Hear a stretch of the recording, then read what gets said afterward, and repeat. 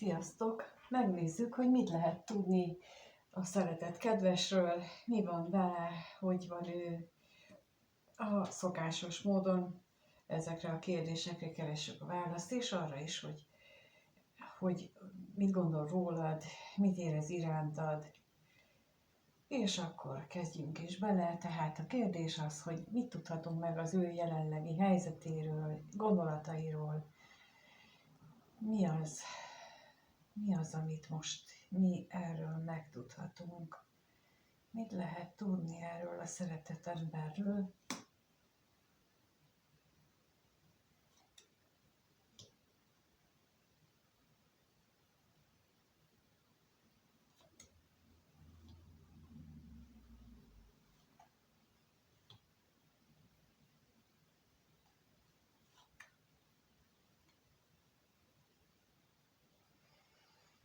Úgy tűnik, hogy ő most azzal van leginkább elfoglalva, hogy lehet, hogy hátrahagyott téged. Lehet, hogy szándékozott, vagy szándékozik hátrahagyni. Minden esetre mégis egy találkozás az, ami leköti a gondolatait, vagy egy múltbeli találkozás, erre majd kérünk úgyis rá, vagy pedig egy reménybeli, tehát egy jövőbeli találkozáson járnak a gondolatai, azt szeretné, illetve szeretné ezt úgy megvalósítani, hogy ez már hosszú távra szóljon. Tehát ne csak egy ilyen egyszeri találkozás, hanem tényleg egy elkötelezettebb kapcsolódás legyen.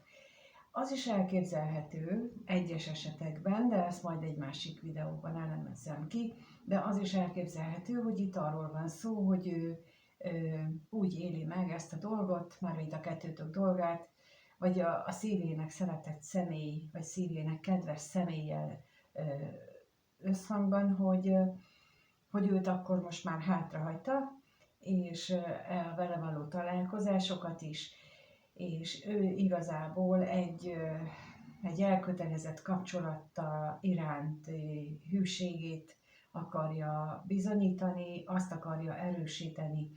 Tehát itt a kettő közül bármelyikről szó lehet, majd mindjárt megkérdezzük, hogy akkor mit tudhatunk még meg ezekről. Most nézzük a tolvajt.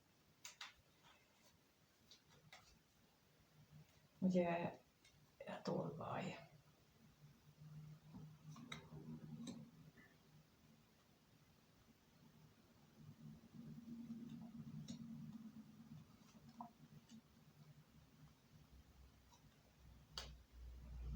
Lehetséges, hogy most az első variációt folytatnám tovább, tehát lehetséges, hogy ő úgy gondolta a múltban, hogy akkor, vagy úgy is beszéltétek meg, hogy ő ezt a kapcsolatot, a kettőtök kapcsolatát, vagy ezzel a személlyel a kapcsolatát azt hátrahagyja, és akkor te ezentúl külön lesztek. Ugyanakkor meg az látszik, hogy ez valahogy nem igazán jön össze, mert hogy ehhez akkora változás kell a távolság, kettőtök lévő távolság miatt, hogy amiről ő nem számított, hogy ez ő benne is egy hatalmas veszteségérzést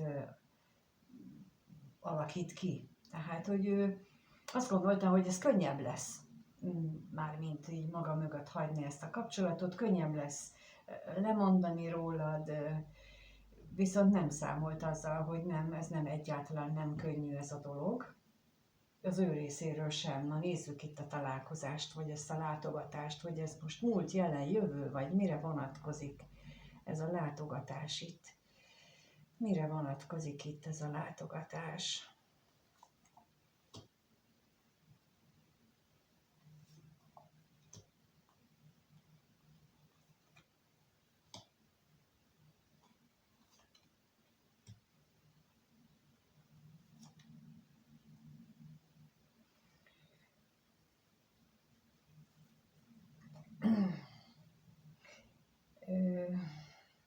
ez meg érdekes mód, sokkal inkább azt érzem, hogy a második verzióhoz kapcsolódnak, mint hogyha azért döntött volna úgy, hogy ezt a szeretett szívének kedves szemét hátrahagyja, és vállalja annak a különlétnek a kockázatát, vagy annak a következményeit, mert hogy a környezetében, az ő otthonában volt olyan személy, vagy van olyan személy, aki hát nem jó szemmel nézi ezeket a találkozásokat, és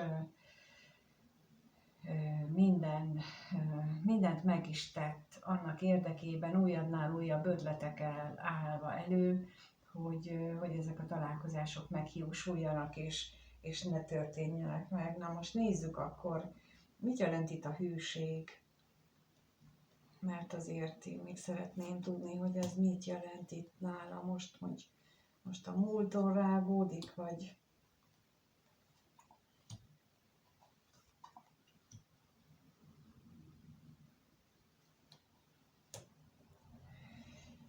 Nekem ebből most az jön, hogy ezt most így a múltat elemzi.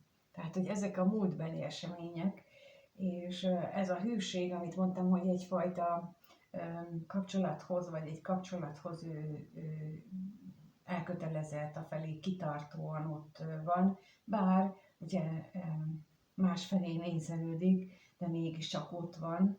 Ez viszont őt teljesen kimeríti, leveszi a lábáról, akár meg is betegítheti, mert a gondolataiban meg folyamatosan a benne lévő vágyak és remények vannak, azok, amelyek számára igazán értékesek és igazán fontosak, és amelyek bizony hát elszomorítják őt is, ami miatt aztán ez a rossz közérzet, ez a rosszul érzem magamat állapot nála állandósul, mondhatom így. Na hát összességében az látszik, hogy van egy szívének kedves személy, aki lehet, hogy te vagy, valószínűleg, de majd mindjárt megnézzük, akivel úgy tudjuk, hogy nem vagytok együtt, vagy legalábbis ő olyan döntést hozott, hogy akkor itt ezt lazítsátok a kettőtök közötti köteléket, mert hogy őt folyamatosan akadályozzák az ő környezetéből, viszont ez teljesen beteggé teszi őt. Na lássuk akkor, hogy hogyan gondol ez a szeretett kedves a nézőre. Ez a kérdés, hogy milyen gondolatai vannak a nézővel kapcsolatosan, hogyan gondol, mit gondol, ha rá gondol.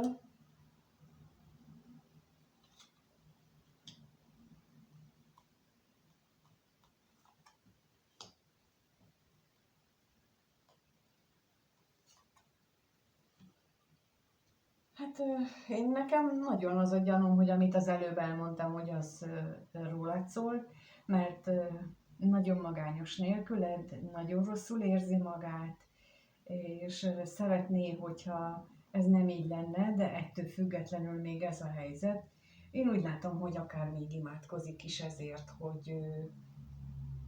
hogy ezek a szörnyű, szerencsétlen életkörülmények, helyzetek, szituációk, azok már változzanak meg. Nem biztos, hogy hatásos ez az ima, de megnézzük, hogy mit jelent itt a tolvaj.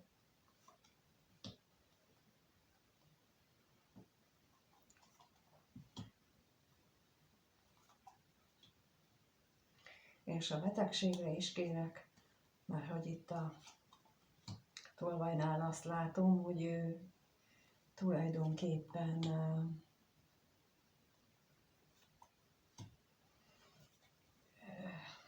titokban ismeri el magának csak azt, hogy milyen nagy probléma ez valójában az ő számára, az, hogy nem vagytok együtt, és amikor így megengedi, mondjuk így, megengedi magának ezt az őszinteséget, hogy szembesüljön az őszinte gondolataival, érzéseivel, na akkor aztán jól le is hordja magát, jól leszidja, hogy na ezt jól kitaláltad, és hát igen. És akkor itt megint az mutatkozik meg itt a betegséggel összefüggésben az, hogy bizony sokszor gondol ilyenkor, főleg amikor megengedi magának az őszinteséget. Gondol arra, hogy a múltban milyen jó volt, és a múltban érzett érzéseit, hát nem csak azt hozza elő benne, hogy jól leszítja magát, hanem hogy úgy megengedi magának, hogy szerelmes legyen, mondjuk így. Ez ilyen,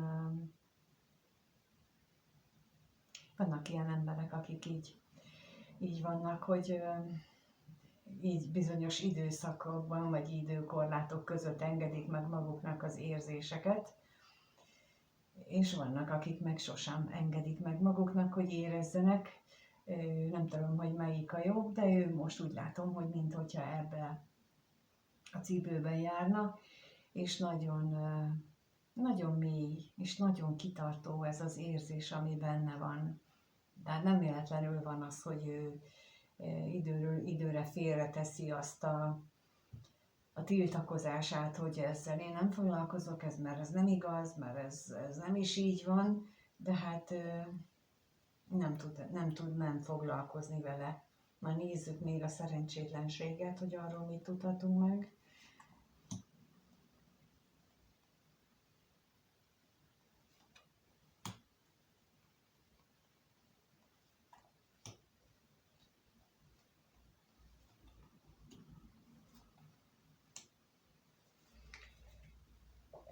Hát azért imádkozik, hogy mindent megkapjon. Itt most röviden ezt így tudom mondani, mert úgy látom, hogy itt olyan, mintha neki úgymond választani kellene, hogy választ közted, és azok a körülmények között, amiben jelenleg van, és amelyek hát nem töltik el örömmel, mondjuk így, csak a kötelességtudat, vagy a kényszer, vagy a zsarolás hatására van ott, vagy ott vagy te a másik oldalon, és most itt azt érzékelem, mint hogyha ő azért imádkozna, hogy mentsék fel őt ez alól, a döntés alól. És akkor itt határozottan itt a döntési, a félelem a döntéstől tulajdonképpen az alól kérne ő felmentést, de azt kell mondjam, hogy senki nem kaphat ez alól felmentést, és ha nem döntünk, hanem időhúzásra játszunk, hogy majd az idő megoldja, az is egy döntés. Az is azt jelenti, hogy el akarjuk odázni a döntésünket, és hogy várjuk majd, hogy majd valaki döntsön helyettünk, de ha aki helyettünk dönt, az nem úgy fog dönteni, ahogy nekünk a jó, hanem úgy fog dönteni, ahogy neki a jó. Mindig egy másik személyre várva, az mindig az ő saját érdekét nézi. És ha ő itt erre vár, hogy majd imádkozik, és akkor az égiek döntenek helyette, hát biztosan mondhatom, hogy nem fognak dönteni helyette, legalábbis nem úgy fognak dönteni, hogy neki az pillanatnyilag vagy hosszú távon jó legyen. Pillanatnyilag lehet, hogy fellélegzik, hogy akkor most kap egy kis levegőt, de hogy nem tudja a döntéskényszert magáról levetni, az biztos. Ugyanis azért születünk erre a földre, hogy a lelkünk, a szellemünk az Isten felé haladjon. Ehhez nekünk azokat a döntéseket meg kell hozni szabad akaratunkból kifolyólag, mert ugye ezt csak úgy lehet, hogy meg kell hoznunk azokat a döntéseket, amelyek a Teremtő felé visznek bennünket. Megvannak a tervek az életünkre, amikor megszületünk, de egy csomó ilyen szabad akarati pont be van iktatva, ahol mi szabadon dönthetünk, és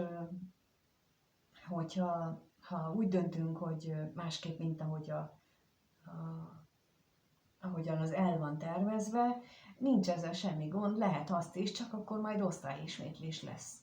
És akkor jönnek az újra ismétlődő élethelyzetek, amikor rájövünk, hogy hú, a múltkor elszúrtuk, hú, most megint elszúrtuk, és nem értünk a lehetőséggel, de ez azért van, mert hogy ott mást kellene döntenünk.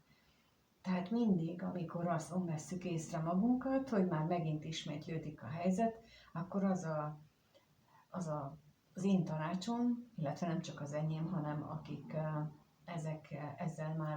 ezekkel a dolgokkal már nagyon régóta foglalkoznak, hogy az a tanács, hogy át kell gondolni, hogy az előzőeknél mit döntöttünk, és most nem azt kell dönteni, akármennyire nehezünkre esik is, nem azt kell dönteni. Tehát, hogyha valakinek már 25-ször megbocsátottunk, akkor 26-szor nem. Mert ha 25-ször ugyanaz lett az eredmény, hogy megint döntenem kell, akkor az azt jelenti, hogy az a döntés nem volt jó.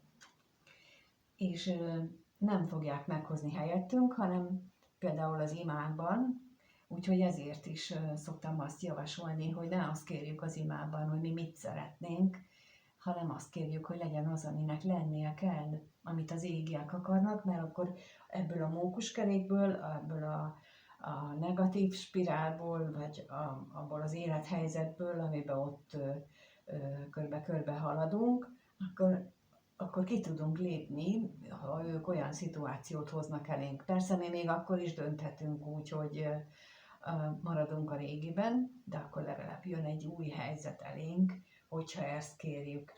Hát őnála ilyen szituációról van most szó, és hogyha most hallgatja ezt, vagy hallgatná, akkor neki is ezt javasolnám, hogy már bevált, vagy többször kiderült, hogy nem válik be az a döntés, nem azt az eredményt hozza, amit ő várt, akkor próbálja meg a másikat. Mert hogy itt jelen esetben, én mindig a döntéseimet úgy szoktam meghozni, hogy mi van akkor, hogy megmagyarázom, hogy mit akar a szívem. És ha találok rá logikus magyarázatot, hogy miért akarja a szívem, meg miért jó az én nekem, akkor az biztos, hogy mind a kettő azt csinálja, akkor az biztos, hogy jó. Úgyhogy én mindig úgy szoktam, és akkor így a lelkem is megnyugszik. A szívem is jól érzi magát. És persze ez nem mindenkinek fog tetszeni, de hát az sem jó, hogyha nekünk nem tetszik valami. Úgyhogy ez egy olyan tanács, vagy olyan ötlet, amit ha úgy gondoljátok át. Na de megnézzük azt, hogy mit érez irántatok. Ez a szeretett kedves, tehát a kérdés az, hogy ez a szeretett személy mit érez a néző iránt, milyen érzései vannak iránta. Milyen érzései vannak iránta ennek a szeretett személynek.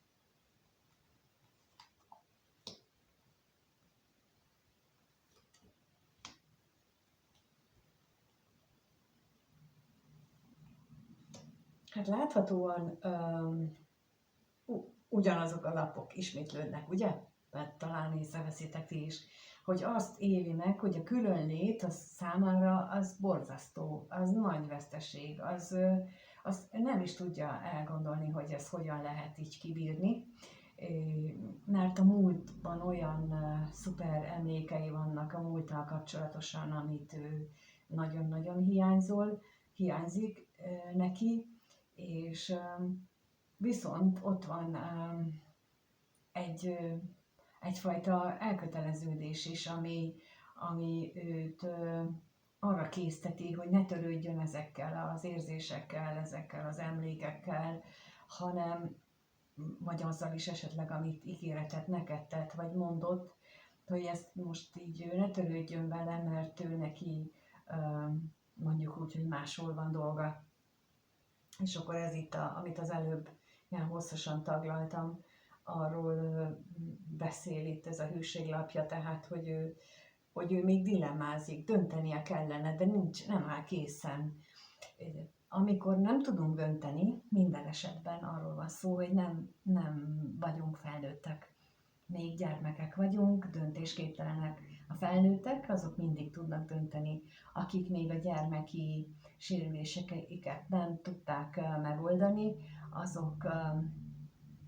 azok ott ragadtak. Ha belegondoltok, ha elmegyünk egy boltba, legtöbben mondjuk így, akkor hiába van ott az 1000 csábítás, tudjuk, hogy mire van lehetőségünk, és hogy mit akarunk venni. Egy gyerekkel bemegyünk a boltba, akkor ő mindent is meg akar venni. És nagyon nehéz, szerintem szülőként, hogyha nem tanítjuk meg őt például időben erre, akkor nagyon kellemetlen helyzetekbe tudnak hozni, amikor a boltban a gyerek elkezd hisztizni, hogy én ezt is akarom, de én akarom, hogy megvedd. Szóval, hogy vannak ilyen életpéldák előttünk, csak nem akarunk róla tudomást venni, és itt is erről van szó, hogy amikor ő nem akar dönteni, az azért van, mert hogy ő neki a felelősségvállalást a saját tetteiért, gondolataiért, döntéseiért való felelősségvállalást kell tanulni, és mindenkinek, akinek ilyen problémái vannak, és még ilyen legegyszerűbb dologban is, hogy mit veszek meg és mit nem, és hogy mire futja és mire nem.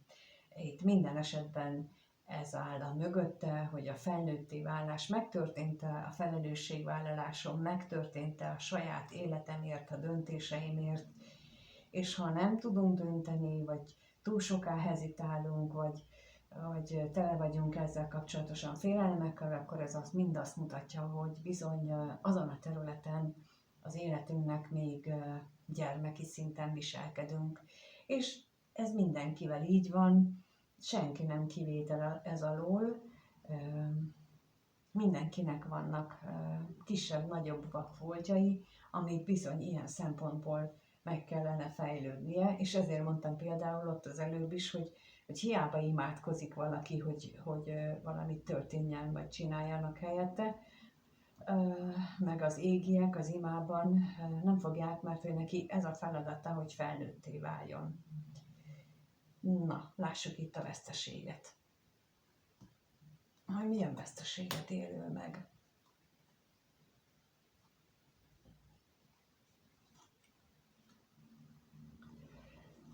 Hát, na itt megint a dilemmát érzékelem, tehát, hogy ő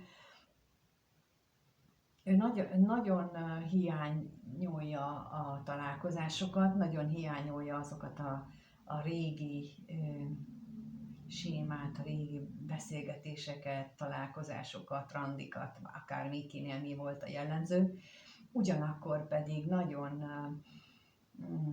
nehezen viseli azt, hogy ő neki bármiről le kelljen mondani, például a családjáról, például az édesanyjáról, vagy egy olyan személynek a tanácsairól, aki számára fontos, de ez megint csak, bocsánat, azt támasztja alá az előbbiek alapján, hogy ő nem önálló.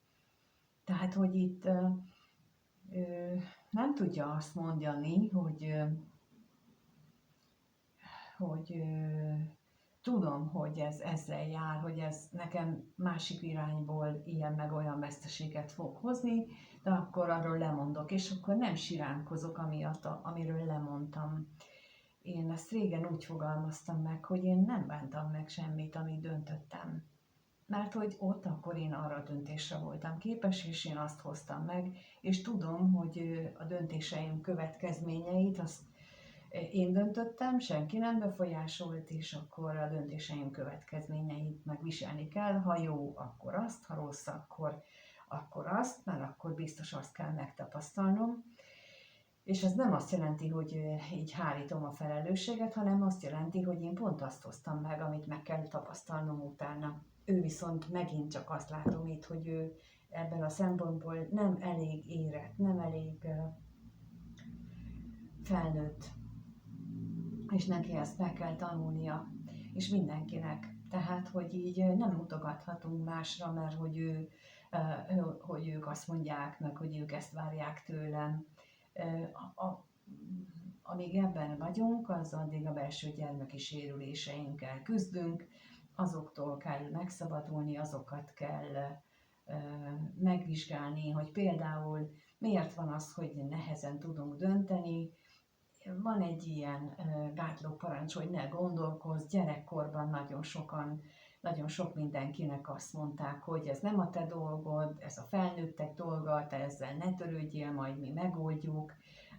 Nagyon gyakran hallani még most is, majd mi megoldjuk a lakás problémát, meg az anyagiakat, te csak tanuljál, te csak ezt csinálj, vagy ne csinálj semmit, vagy te csak játszál, vagy te maradj nyugodtan, majd mi ezt megoldjuk. Tehát mindig, amikor ilyen van, hogy megoldjuk, és te ne, akkor az azt jelenti, hogy arra biztatjuk azt a gyermeket például, vagy a másikat, hogy ő maradjon gyermeki szinten. Mert ő neki nem kell gondolkodni, ő neki nem kell problémát megoldani, ő neki nem kell döntést hozni. Ezek mögött, a mondatok mögött bizony ez áll. És ezt nem én mondom, hanem pszichológusok, pszichiáterek írták meg már. Hát most már az első könyv több mint 70 éve jelent meg ebben a témában, ami ezzel foglalkozik, és képzeljétek el, hogy 70 éve vizsgálgatják ezt, tehát ez a sok minden sémát, meg ilyeneket, amit így menet közben az elmúlt 70 év alatt kitaláltak, az mindenből indult, hogy megállapították, hogy bizony így viszonyulunk a gyermekhez, és így viszonyultak hozzánk is a szüleink, és ezért nem lehet senki, nem tehetünk szemrehányást, viszont ő emiatt nem tud dönteni, mert valószínűleg neki is ilyen sérülést okoztak gyermekként, vagy elzavarták azokról a helyekről, ahol ilyen nagyságrendű dolgokkal szembesülhetett volna, illetve időnként meg túlzottan nagy felelősséget tettek rá, ami elől meg önkéntelenül menekült. Tehát ez a két véglet szokott lenni, amikor például a döntéseinket nem tudjuk, vagy nem akarjuk felvállalni, ez ebből ered, hogy ilyen sérülések jöttek, vagy történtek az életünkben, és ezt belső munka nélkül nem lehet feloldani, és nem lesz meg bennünk a döntési képesség. Na nézzük akkor a levelet. A levél.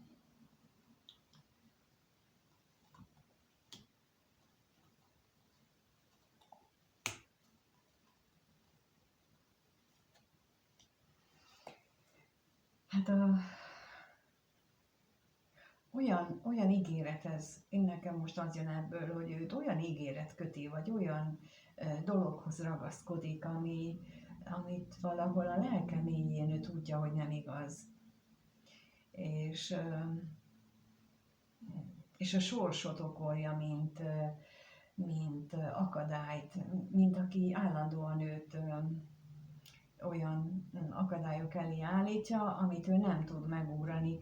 De itt akkor most ezt nem ragozom újra, de itt mindegyik mögött ez a kifogás keresés, amit az előbb is mondtam, hogy amikor külső szemét vagy valaki mást okolunk a tetteinkért, illetve a döntésképtelenségünkért, akkor itt mindig ez van a háttérben, hogy még nem vagyunk azon a téren felnőttek, nem vagyunk képesek vállalni a döntéseink következményeit, az, hogy ennek lehet jó vagy rossz eredménye is, de mindegy, hogy micsoda, érezzük a nyomást, hogy dönteni kell, akkor döntsünk, és ő ezt érzi. És hiába van itt, hogy te vagy neki a szívének a kedves személye, hiába van itt az, hogy milyen jó is volt a múltban is, hogy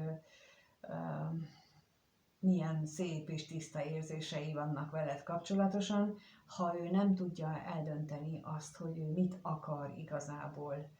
Illetve ha tudja, hogy mit akar, akkor meg azt kell mérlegelni, hogy miért nem merek én felvállalni az én döntésemet, mi lehet a háttérben. Tényleg az lehet, amit az előbb elsoroltam, hogy a szüleimnek köszönhetően nem tanultam megdönteni, vagy most zsarolnak engemet mások az érzelmileg, vagy anyagilag, vagy bárhogyan. Tehát ezeket mérlegelni kell mindig, és akkor ennek megfelelően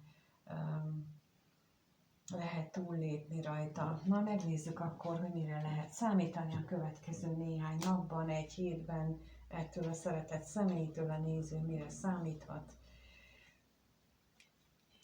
számíthat következő néhány napban, egy hétben.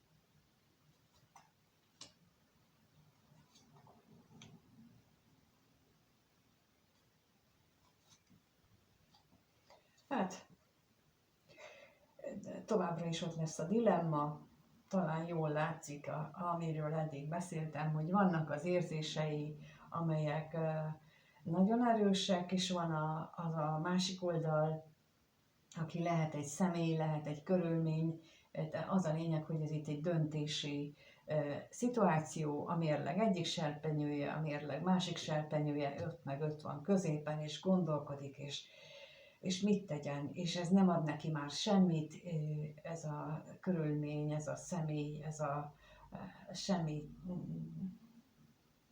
ott van a mérhetetlen érzelem, de akkor lássuk, hogy a gondolatra jut-e valamire ezzel a gondolattal vajon? Na hová?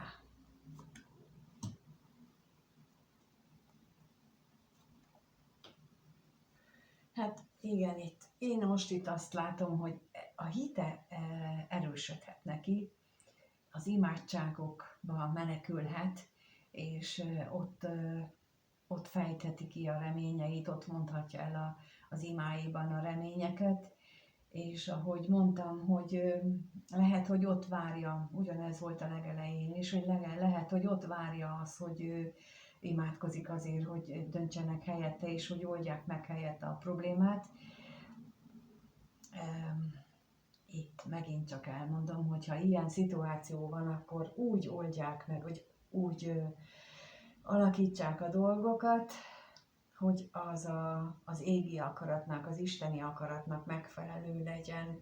Ez ami biztosan előbbre visz bennünket, ha egy ilyen módon fogalmazzuk meg, és akkor nem a mi saját kis önös érdekünket mondjuk, mert a pillanatnyi érdekünk lehet, hogy tévútra vinne bennünket, de az isteni igazság az biztosan jó felé visz, még hogyha azt mi nem értékeljük annak akkor is. Na nézzük a hamisságot.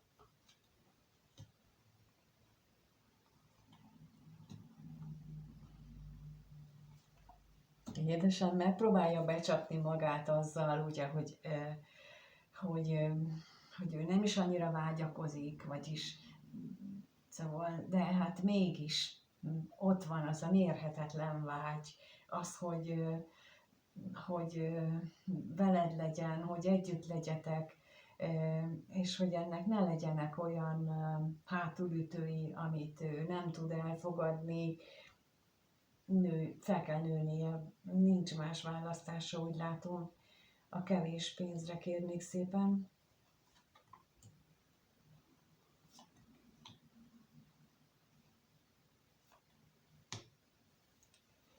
Mint mondtam, hogy itt a serpenyőnek ebben a mérlegében, ezt látjuk itt fölsorakozik minden, ami ehhez tartozik, de mindegyik üres.